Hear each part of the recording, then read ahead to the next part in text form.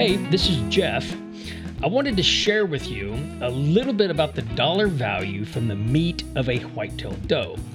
One of the main purposes of this do-it-yourself deer series was to equip you with the confidence that you can provide for your family and for yourself. There's a lot of delicious wild meat out there walking around the countryside. Going out and killing it is one thing, but getting it to your table in delicious fashion is yet another. Here, in the final part of this series, I want to discuss the potential economic impact of doing your own meat. Let me start by giving a very brief history of what brought us to this point. Our kids are grown and out of the house now, but when they were little, my wife and I agreed that it would be best if she were home with them. So we had a single income, and a very modest single income. I hunted for subsistence purposes. Of course, the hunting part was a piece of cake, and that I loved, but I put up about 10 to 12 deer per year. And when you're cutting up 10 to 12 deer per year, that turns into a lot of work. Now, for those of you raising an eyebrow at the legality of 10 to 12 deer per year, I assure you I remain perfectly legal. I will simply direct you to the Texas Parks and Wildlife Department website where you can look up information on the private lands program called Managed Lands Deer Program, or MLD for short, and I'll just leave it at that. And the 10 and 12 also increased when my children started hunting, as they took at least half of the deer some of those years. Now, early on in my subsistence hunting, I happily increased my hunting time with my wife's blessing. In fact, not just with her blessing, but with her encouragement.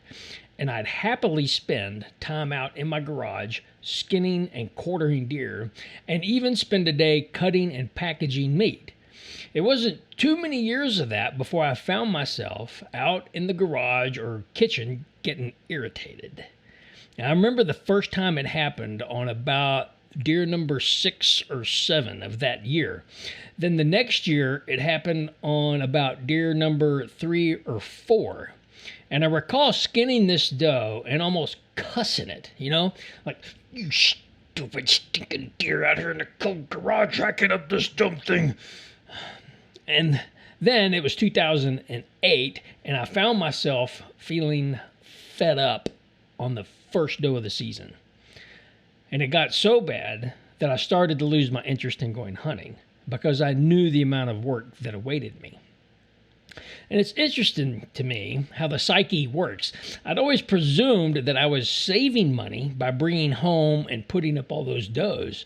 But now that the joy had dwindled, I thought, man, I bet if I figured out what I was spending in hunting and in fuel and in licenses, which was very little, I bet it doesn't really help all that much.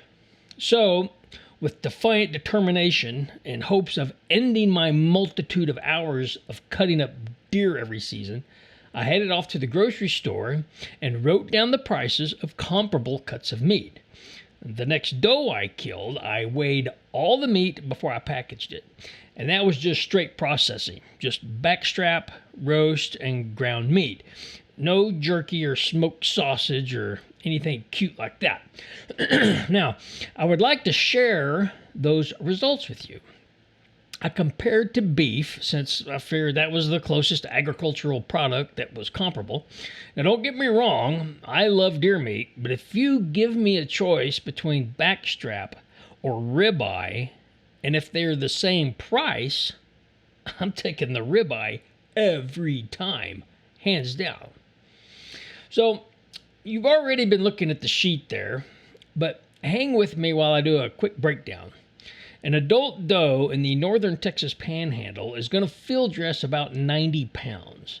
From that, I got 5 pounds of backstrap and tenders, 12 pounds from 6 roasts. And if you watched my meat cutting video, you know the roast I'm talking about. And then 15 pounds of ground meat. And that's variable based on where in the body you shot the doe, severity of bullet damage, and how much time you invested in picking through the bones. So that first year that I did that in 2008, you see sirloin, which is what I use to compare to backstrap. It was at $5.42 per pound. Roast, and that's a rump roast, at $3.96 a pound, and ground, and that's lean ground because we are talking about a deer, at $3.28 per pound. Now I just multiplied that times the pounds of each cut from the doe and got what I'll call doe equivalents. So in 2008, one doe could equate to $123.82 of comparable beef. And if I was putting up at least 10 per year, so then that would be an annual gross savings of $1,230. And back then, with a single income and 2 kids, $1,230 was meaningful.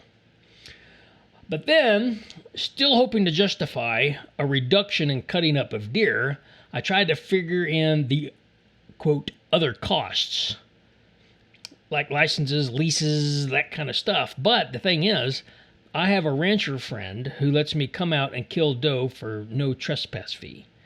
And it's not far from town, so it doesn't burn much gas. So I figured about maybe 5 trips per tank of fuel, 10 for the season, and today's ridiculous fuel prices, that's probably going to come out to around $100. And then unlike most Texas hunters, I do not use feeders or corn, nor do I hunt out of blinds or stands. My license is $68, and I generously overestimate that I might shoot one whole box of ammo at $20. So that's a total cost for the entire hunting season of $188 for killing 10 doe.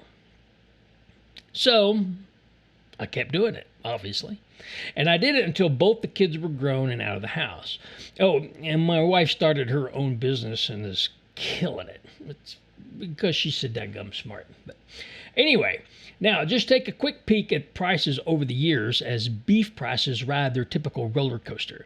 Note in the drought of 2011 that one doe could be worth $180.